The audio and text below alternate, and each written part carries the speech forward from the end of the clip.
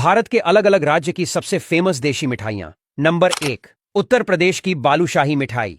ये मिठाई पहली बार शायद बिहार के हरनौत में पहली बार बनाई गई थी, मगर इस मिठाई को सांस्कृतिक रूप से लोकप्रिय बनाने का काम उत्तर प्रदेश ने बखूबी किया है।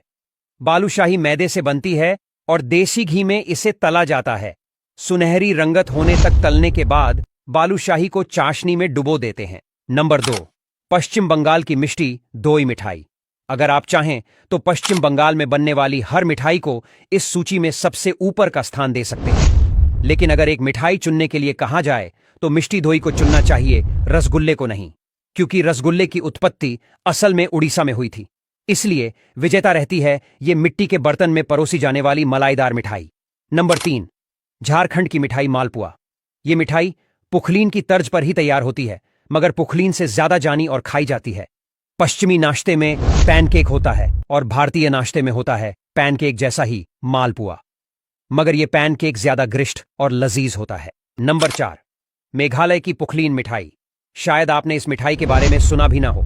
हमने भी इस बेहतरीन मिठाई के बारे में नहीं सुना था जब तक हमने इसे छक नहीं लिया। गुड़ से बनने वाला यह मीठा उस राज्य से आता है जिसे साधारणतया यहां होने वाली मूसलाधार बारिश के लिए ही जाना जाता है। नंबर 5, राजस्थान की मलाई घेवर।